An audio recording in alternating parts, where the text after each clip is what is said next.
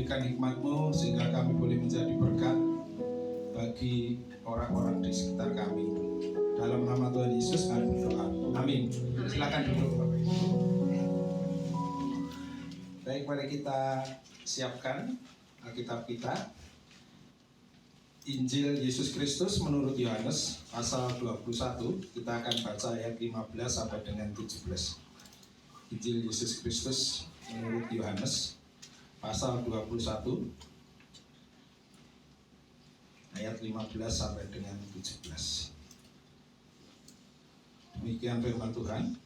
Gembalakanlah domba-dombaku.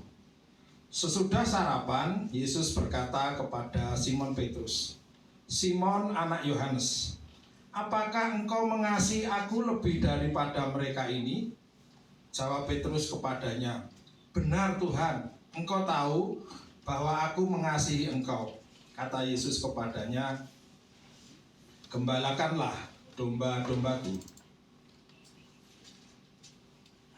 Kata Yesus pula kepadanya untuk kedua kalinya, Simon anak Yohanes, apakah engkau mengasihi aku?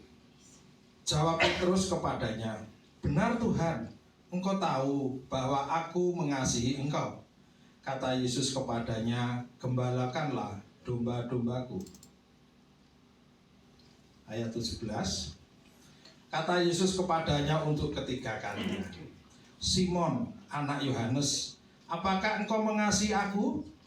Maka sedih hati Petrus karena Yesus berkata untuk ketiga kalinya, apakah engkau mengasihi aku? Dan ia berkata kepadanya, Tuhan, engkau tahu segala sesuatu. Engkau tahu bahwa aku mengasihi engkau. Kata Yesus kepadanya, gembalakanlah domba-dombaku. Bapak Ibu yang dikasihi Tuhan Yesus, sampai demikian kita membaca firman Tuhan. Yang berbahagia adalah kita yang mendengarkan firman Tuhan, menyimpan di dalam hati kita, dan melakukan di dalam kehidupan kita. Perikop ini terjadi ketika Tuhan Yesus setelah kebangkitannya menemui murid-muridnya. Tapi sebelum masuk ke perikop ini, saya ingin bertanya dulu kepada Bapak Ibu ya. Guru itu enaknya gitu, tanya gitu ya. Bapak Ibu pernah dengar istilah face to face ya, face to face. Juga pernah dengar istilah heart to heart. Menurut Bapak Ibu, mana yang standarnya lebih tinggi gitu ya, yang lebih dalam gitu? Face to face atau heart to heart? Face to face, heart to heart. Oke, kalau guru BK apa? Heart to heart gitu ya, heart to heart.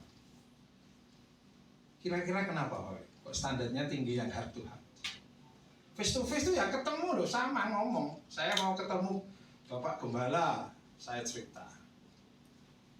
Ada yang ketemu lagi, saya juga mau konsultasi dengan Bapak Gembala, cerita.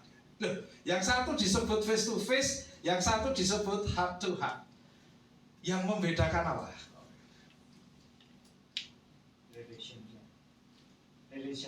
Relationship, oke. Relationship. Ada lagi? Relationship yang seperti apa, Pak? Yang menandai itu relationship yang ada apanya, Pak? Gitu. Ada apa? Komplement. Ya? Keintiman. Keintiman itu sering ditandai dengan ada rasa empati, gitu ya, empati. Kita boleh sama-sama datang kepada hamba Tuhan, kepada gembala kita konsultasi tentang permasalahan kita, tetapi ada yang sekedar bercerita dan ini hanya butuh simpati kan gitu ya. Tetapi ada yang betul-betul bercerita dan membutuhkan jalan keluar sehingga empati gitu ya, dari Bapak Gembala ini dibutuhkan. Nah, ini tidak gampang. Banyak hamba Tuhan, banyak konselor sekolah, dah gitu aja. Saya ini jangan konselor, banyak hamba Tuhan, banyak konselor sekolah ini gagal di dalam heart to heart. Justru mereka bagus di khotbah, tetapi ketika relationship, keintiman, mereka gagal. Ini saya berikan contoh ya. Saya sering mendengarkan di radio ya, saya tidak susah sebutkan apa ya, tapi radio ini radio Kristen jelas ya. Kan sering ada konseling ya. Konseling itu sering dimaknai adalah orang menceritakan masalah dan hamba Tuhannya, pendetanya yang bertugas di situ memberikan jalan keluarnya. Ya. Sering saya mendengarkan begini, Pak, saya ini masalah di keluarga saya adalah ini. Kebetulan anak saya juga mengalami ini. Saya juga keluar dari belum selesai itu bicara langsung disahut. Coba Bapak Ibu lihat kehidupan Ibu ke belakang. Apakah ada dosa yang dilakukan sehingga ada begitu banyak masalah di dalam kehidupan? Ini jawaban yang mungkin alkitabiah ya. Tapi itu tidak membuat orang yang mendengarkan, orang yang menyampaikan permasalahannya itu mengalami sampai di tahapan heart to heart tadi. Saya pengen diterima, saya pengen didengarkan gitu. Nah, konselor sekolah juga sering gitu. Siswa datang cerita, Pak, saya ini ada masalah dengan pelajaran matematika. Saya kok sekarang ini tidak bisa. Yo les toh. belum selesai ngomong. Les itu berapa sih? Kamu kan kaya, masuk les yang nggak bisa. Les. Nanti tak carikan dah. Malah digorek no. Nah, kadang-kadang disitulah kita ini gagal. Nah, saya mau kembali ke dalam standar ya. Sebenarnya tadi saya tanyakan, ini standarnya yang lebih tinggi mana? Yang face to face atau heart to heart? Karena apa? Di dalam hidup kita, di dalam kehidupan kita itu yang namanya menstandarisasi itu sangat kental dalam banyak hal. Jadi di dalam hidup ini jangan kaget kalau setiap saat kita ketemu yang namanya standarisasi. Di grade gitu ya, kita ini ada enggak dalam pendidikan juga, di dalam pekerjaan juga begitu. Di dalam budaya kehidupan kita ada begitu. Saya ini orang Jawa Tengah ya. Orang Jawa Tengah ini memang kalau untuk unggah-ungguh ini masih kelihatan itu Bapak Ibu ya. Tapi setelah saya lama di Jawa Timur itu saya jadi pulang jadi orang yang nggak ngerti bahasa kromo. Saya bingung. Dulu ya saya masih hidup itu kalau ngajak omong kromo, setelah saya kerja lama di Jawa Timur ini saya bingung. Waduh, jawabnya apa ya? Itu masih ada begitu ya. Jadi dengan orang tua, dengan orang yang lebih tua, itu bahasanya seperti apa? Kromo yang seperti apa? Itu tetap ada gitu ya. Saya tidak bisa mengambil diri saya sendiri.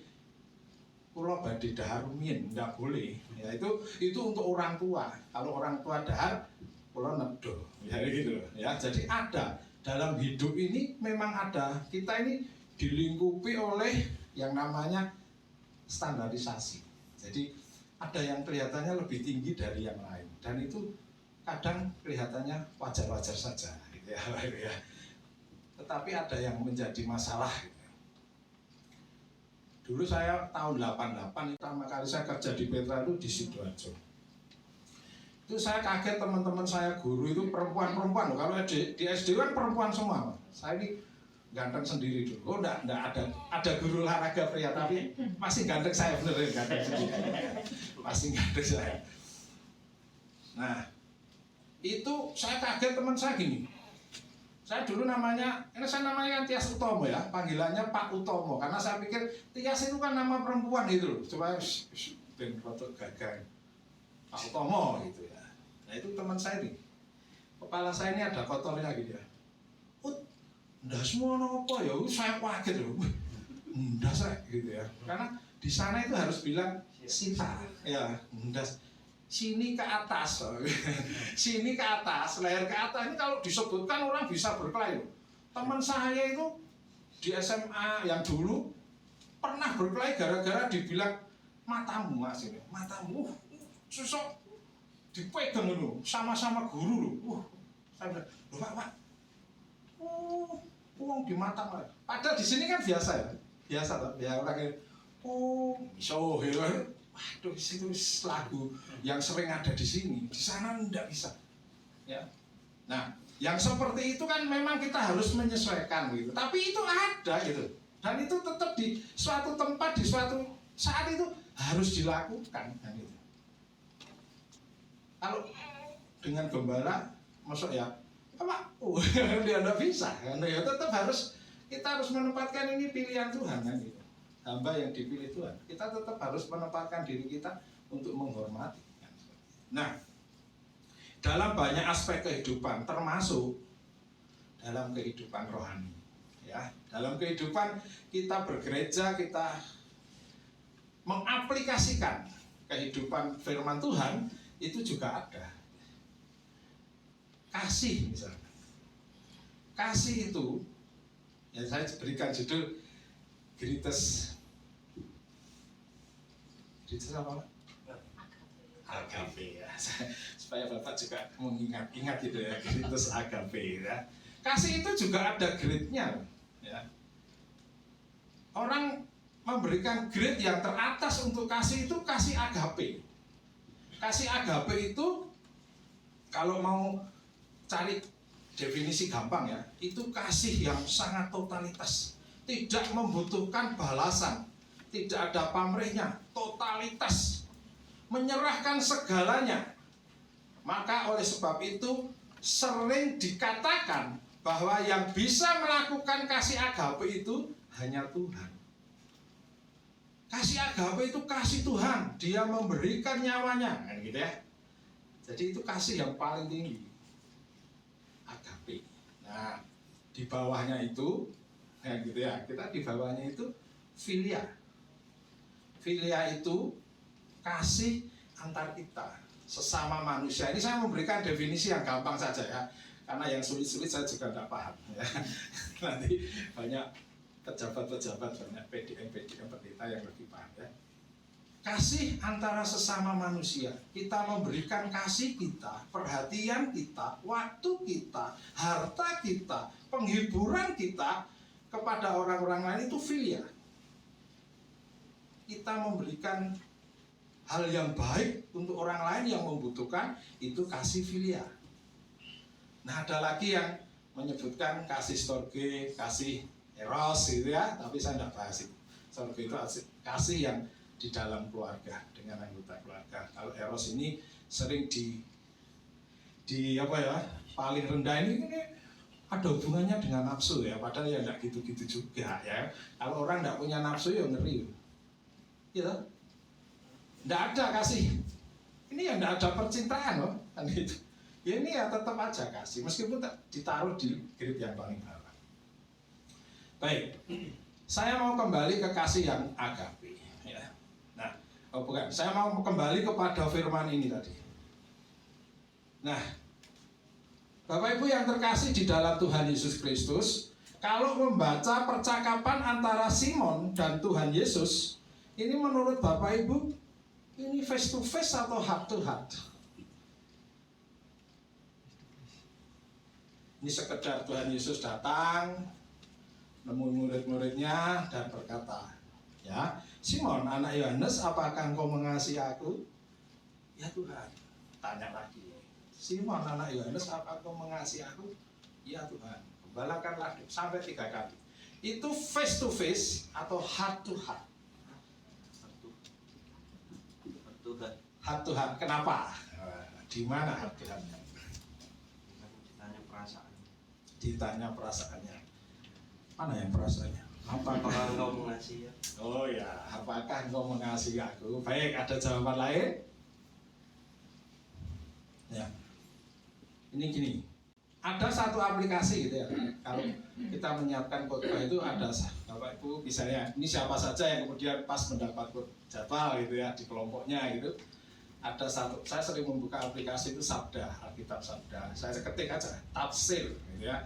Jadi tafsir Yohanes 21 ayat 5 itu kita bisa lihat kata kasih yang digunakan di situ apa? Artinya apa? Gitu ya. Nah, kalau kita melihat ayat 15 dan 16, kita tidak menemukan heart to heart di situ. Kita hanya menemukan semacam face to face. Tuhan Yesus berkata dengan kasih, kata kasih yang berbeda dengan kata kasih yang dipakai oleh Simon, oleh Petrus ya. Jadi begini, ayat 15. Simon anak Yohanes, apakah engkau mengasihi aku? Nah, kata kasih yang dipakai di ayat 15 oleh Yesus adalah agape. Agapo disebutkan di situ ya, di bahasa agapo. Kasih yang paling tinggi standarnya. Kasih yang secara total gitu, maksudnya gitu ya. Dan Simon menjawab, benar Tuhan, engkau tahu bahwa aku filio. Yang dipakai oleh Simon adalah filio. Jadi dua ayat ini ya, 15-16, Tuhan Yesus memakai kata agape dan Simon memakai kata filia. Artinya Tuhan meminta, sepertinya Tuhan meminta kasihnya itu, kasih Simon itu mengasihi aku itu total, begitu ya. Dan Simon mengatakan, saya hanya bisa dengan standar manusia, mengasihi manusia seperti itu. Jadi seperti hanya face to face, seperti semacam ada tawar menawar, begitu ya. Ada tawar menawar. Nah, tetapi di ayat 17 Tuhan Yesus mulai memakai kata yang sama. Simon anak Yohanes, apakah engkau mengasihi aku? Tuhan Yesus juga memakai kata filia, filio. Dan Petrus menjawab dengan sedih ya, engkau tahu bahwa aku filio padamu. Jadi baru di ayat 17 itu Tuhan memakai kata yang sama. Seolah-olah Tuhan itu menurunkan standar kasihnya gitu ya. Seolah-olah Tuhan itu menurunkan standar kasihnya. Yang awalnya dia meminta Simon Petrus untuk mengasihi dia secara agape, tetapi Simon hanya mampu secara filia. Jadi Tuhan menurunkan standar kasihnya. Jadi baru sampai di ayat ke-13, di ayat 17 ini kita mulai melihat yang sama. Tetapi apakah ini hanya sekedar face to face? No. Ya. Ini adalah heart to heart. Sebuah proses percakapan yang masuk ke dalam hati yang sangat dalam. Ya, yang sangat membutuhkan empati yang sangat. Karena ini tidak gampang orang menerapkan agape dan filia di dalam hidupnya. Kita ini orang Kristen ya, orang yang harus menerapkan kasih. Tetapi kadang totalitas kita itu dipertanyakan. Ya, dipertanyakan. Kalau kita habis memberikan persembahan, kita berdoa, apa yang kita ucapkan? Semoga Tuhan mengembalikan berkali lipat ganda. Kan gitu ya. Kita ini kan kadang harus banyak mengasihi, memberi, tapi hitung-hitungan kan sama Tuhan. Totalitasnya untuk kasih itu dipertanyakan. Nah, Tuhan Yesus membicarakan tentang kasih itu dengan Simon, heart to heart. Ya, baik. Supaya Bapak Ibu bisa lebih masuk ke dalam ini, saya mengajak Bapak Ibu membaca Yohanes 15 ayat 13. Untuk perikop ini perintah supaya saling mengasihi, ya. Baik, ayat 13. Tidak ada kasih yang lebih besar daripada kasih seorang yang memberikan nyawanya untuk sahabat-sahabatnya. Ya, kita pahami dulu. Tidak ada kasih yang lebih besar daripada kasih seorang yang memberikan nyawanya untuk sahabat-sahabatnya.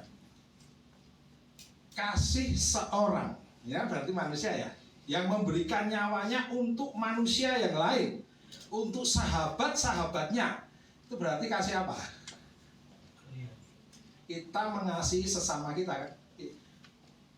Kasih seseorang ya yang memberikan nyawanya untuk sahabat-sahabatnya, memberikan nyawanya untuk sesama manusia. Berarti ini kasih apa? Filia. Filia, ya toh? Nah, tetapi kata kasih yang dipakai di Yohanes 15 ayat 13 itu bukan filio. Itu agapo. Tidak ada agape yang lebih besar. Artinya apa? Yang paling besar, greatest agape adalah filio. Artinya apa? Kasih agape yang paling besar itu adalah ketika kita sesama manusia melakukan kasih tanpa mengharapkan balasan. Jadi kasih agape itu tidak dibatasi hanya menjadi milik Allah. Sekali lagi ya, tidak ada kasih yang lebih besar daripada kasih seorang yang memberikan nyawanya untuk sahabat-sahabatnya. Seorang yang memberikan nyawanya untuk sahabatnya, seorang yang mengasihi orang lain, itu adalah kasih filial. Tetapi Tuhan Yesus mengatakan di situ bukan pakai kata filial. Tidak ada agapo yang lebih besar daripada filio. Hebat ya. Jadi sebetulnya percakapan antara Tuhan Yesus dengan Simon Petrus ini adalah percakapan antara seorang guru yang pernah mengajar kepada muridnya tentang kasih filio yang sebetulnya itu melebihi agape. Jadi ayat 15 ketika Tuhan Yesus mengatakan, apakah engkau agapo kepadaku? Simon menjawab, Petrus menjawab, aku filio. Karena dia sudah pernah menerima ajaran Tuhan tentang agape dan filio. Jadi dia tahu bahwa seharusnya filio. Jadi sampai di ayat 17 itu bukan Tuhan sedang menurunkan standar kasihnya, tetapi Tuhan sedang menyamakan ke atas pemahaman tentang kasih. Jadi itu bukan saya, apa engkau agape filio Tuhan, agape filio ya wis aku filio, ya. Tetapi Tuhan mengajar kepada murid-muridnya, kepada kita, bahwa kita bisa melakukan agape dengan wujud kita mengasihi secara total sesama kita yang membutuhkan kita. Entah waktu kita, di mana kita hanya diminta untuk mendengarkan keluhannya, ataukah harta kita ketika kita harus berbagi ketika ada mereka yang kesusahan, ataukah pemikiran kita ketika ada jalan buntu di setiap permasalahan saudara-saudara kita. Dan ketika kita melakukan itu secara total tanpa mengharapkan balasan, itulah agape tertinggi. Itu agape filio. Jadi ini tafsiran yang mungkin berbeda dengan selama ini yang ada, ya. Jadi Tuhan tidak sedang menurunkan standar kasihnya. Tuhan mengembalikan. Dia sedang mencoba Simon. Apakah engkau agape? Simon akan menjawab filio. Karena apa? Karena dia tahu Tuhan sudah pernah mengajarkan bahwa agape tertinggi yang sebenarnya itu adalah filio. Harus diwujudkan, gitu ya. Jadi kita ini tidak bisa menyamai kasih Allah tanpa kita melakukan apa-apa. Di zaman yang seperti sekarang ini, kita mungkin dipertanyakan, ya mosok sih sampai kita harus menyerahkan nyawa kita, kan gitu ya.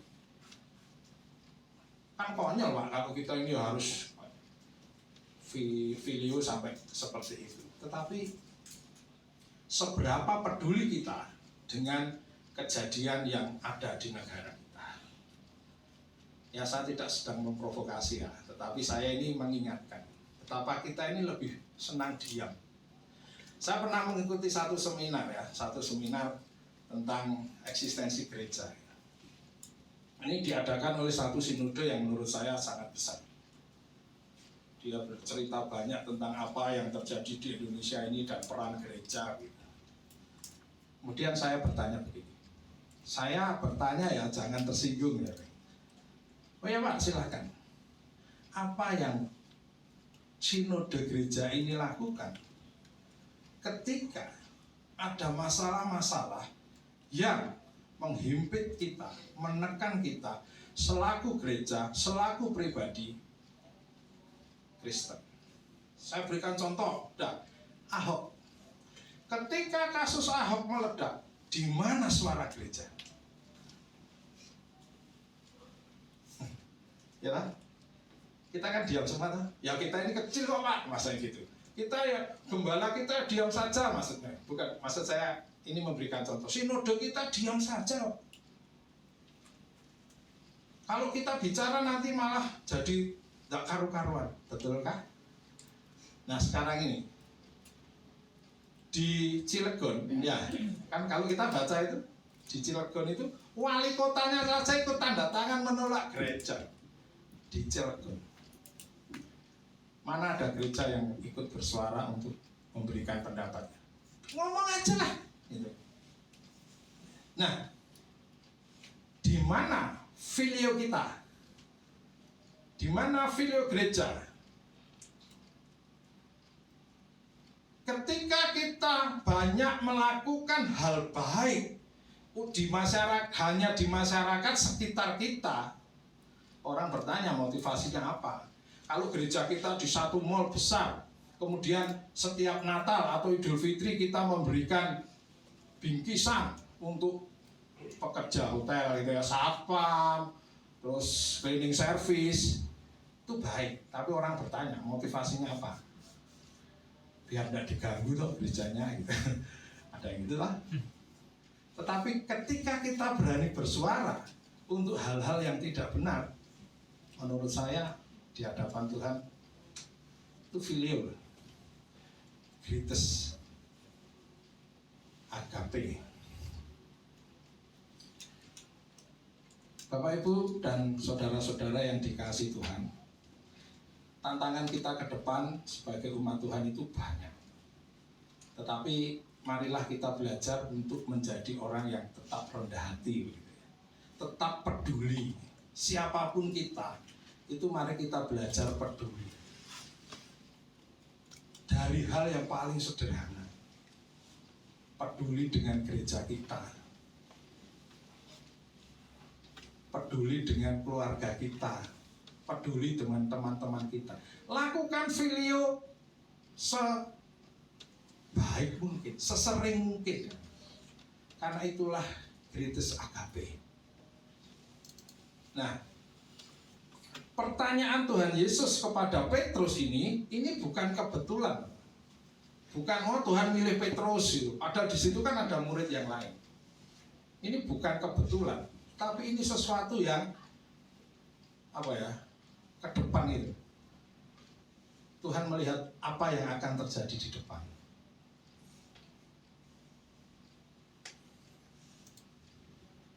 Bapak Ibu pernah dengar Quo Vadis Domini, penuh lah ya. Nanti coba dilihat di googling ya. Quo Vadis tulisan itu. Quo Vadis Domini itu sebuah lukisan ya. Lukisan yang dilukis oleh Annibale Carracci ya. Lukisan itu menunjukkan Tuhan Yesus membawa salib masuk ke Roma dan ketemu Petrus di salah satu gang gitu ya. Itu terjadi ketika Nero membakar Roma dan mempersalahkan orang-orang Kristen sehingga dituduh mereka yang membakar Roma sehingga ditangkap dan dianiaya. Petrus bermaksud pergi keluar.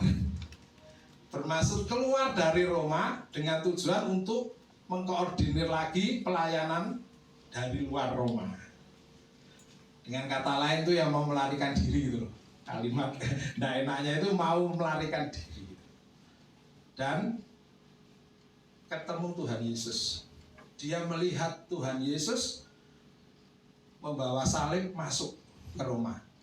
Itu di lukisan, nanti Bapak Ibu lihat di googling gitu. Ini sangat menarik, sangat bagus. Dan judul lukisan itu adalah Quo Vadis. Tuhan hendak kemana?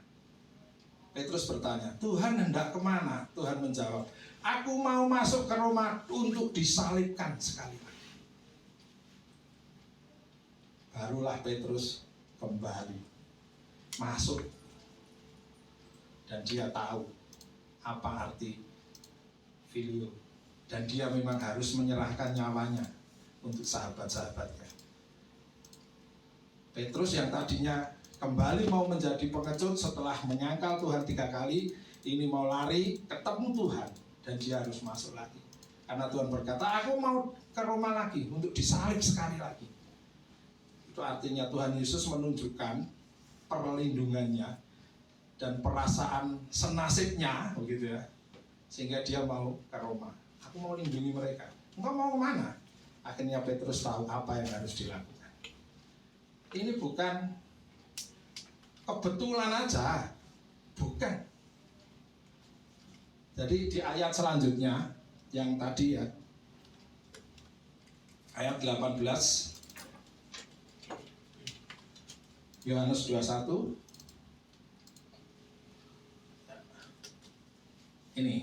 Ini Tuhan Yesus berkata tentang Simon. Aku berkata kepadamu, sesungguhnya ketika engkau masih muda, engkau mengikat pinggangmu sendiri dan engkau berjalan kemana saja kau kehendaki. Tetapi jika engkau sudah menjadi tua, engkau akan mengulurkan tanganmu dan orang lain akan mengikat engkau dan membawa engkau ke tempat yang tidak kau kehendaki. Di ayat 19 disebutkan, hal ini dikatakan untuk menyatakan bagaimana Petrus akan mati dan memuliakan Allah. Dan setelah itu ia berkata kepada Petrus, ikutlah aku. Ini ayat lanjutannya 18-19 ini berbicara tentang Petrus, kematiannya nanti bagaimana. Dan ketika Petrus disalibkan, dia memilih untuk disalibkan terbalik karena dia merasa tidak layak disalibkan seperti Tuhan Yesus. The greatest agape adalah filio. Pilihannya ada pada kita. Seberapa standar yang mau kita lakukan di dalam kita melakukan filio kita? Apakah biasa-biasa saja? Ataukah secara totalitas kita mau menunjukkan di dalam kehidupan kita? Ya memang tidak gampang. Tidak gampang, karena apa? Karena suatu ketika kita ini ya masuk ke dalam masalah. Kan begitu toh? Ketika kita ada dalam masalah, bagaimana kita bisa menghibur orang lain? Dan memang sulit toh, manusia itu kadang berempati itu kan sulit Pak ya. Susah loh. Coba Bapak Ibu kalau ke Adijasa gitu ya. Adijasa malam hari lah, kalau ke sana itu jangan siang, malam.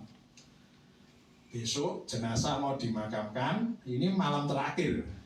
Apakah Bapak Ibu melihat duka cita di sana? Enggak loh. Makan-makan. Kita yang datang itu malah kadang reunian dengan teman-teman kita. Ini papa, maaf ya, ini papahnya ini meninggal. Ceknya nih, ayo sekalian reuni, kurang ajar. Reuni di tempat orang meninggal. Mereka kumpul makannya nunut loh. Iya kan? Makanya nurut, apalagi maaf kalau yang meninggal itu usianya sudah tua, itu kan merah itu ya Ibu ya, ini merah, tidak putih lagi, tidak duka cita lagi, makan Pak, datang nasi goreng, kue tiaw Medan, nasi burudi lengkap, kita ngasih amplop 100 itu kalau di total makan 150, ya karena tidak ada empati lagi, kita tidak ada empati lagi. Ya, gitu. Sulit kita dalam situasi sekarang ini berempati. Masalah kita kadang juga terlalu menekan kita, gitu ya. Makanya Tuhan hanya mengatakan filio. Filio yang kamu lakukan dengan sungguh-sungguh itu sudah greatest agape. Ya mari kita memulai dengan hal yang paling sederhana. Tidak gampang, tetapi bukan berarti tidak bisa dilakukan. Dari mana kita memulai? Dari keluarga kita, dari gereja kita. Gereja yang besar, saya pernah ditanya, Pak, gereja yang besar itu dilihat dari apa? Nah, Pak, kalau Pak Tias kalau menilai gereja itu, oh gereja ini besar, diberkati itu, indikatornya apa? Apakah perpuluhan? Kalau perpuluhan ya, ada satu gereja itu kalau mengumumkan perpuluhan itu M, waduh mumet. Orang baca itu mumet. Kok ada ya? Orang punya uang segini ya, 10 M per puluhan. Nah, kalau per puluhannya 10 M penghasilannya, nah, mumet ya toh. Apakah itu? Ataukah kegiatan gerejanya? Ataukah mobil jemaatnya? Waduh, kalau ibadah di gereja ini naik Avanza minder. Semua Pajero, waduh. Misalnya gitu. Apakah itu? Ataukah kegiatan gerejanya? Saya bilang, lihat program diakonianya. Loh, gerejanya itu orang kaya-kaya kok, Pak. Nggak butuh diakonia. Loh, diakonia itu ya Pak hanya untuk jemaat gereja. Tetapi seberapa program diakonianya ini bisa memberkati banyak orang. Itu gereja yang besar. Bukan berapa uangnya, tetapi berapa yang kamu keluarkan untuk orang lain. Diakonia. Saya selalu lihat program diakonia. Ada gereja yang diberkati. Ya ini tidak banyak sih, kalau saya bilang perpuluhannya 100 juta itu ya biasa-biasa ya. Ada gereja. Tapi program diakonianya satu, hanya satu orang jemaatnya. Itu mau ngajukan sulit loh. Satu. Itu pun yang harus ngasih diakonnya, bukan diambilkan dari gerejanya. Kita ini kadang memperlakukan kan seperti itu. Ya, jemaat itu seperti, maaf ya ini, domba gemuk kan itu. Domba gemuk diperas susunya sudah banyak, masukkan freezer. Ya, masukkan freezer loh.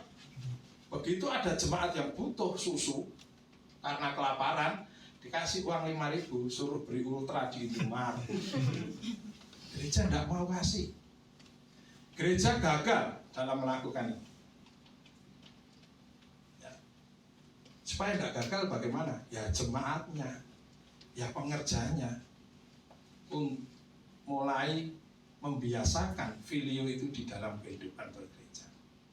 Sekali lagi, bukan kebetulan Tuhan Yesus berdialog heart to heart dengan Simon Petrus, karena memang akhir perjalanannya Simon itu seperti itu. Petrus itu seperti itu. Dia akan memberikan nyawanya, dia harus berkorban untuk mereka yang saat itu dianiaya di Roma.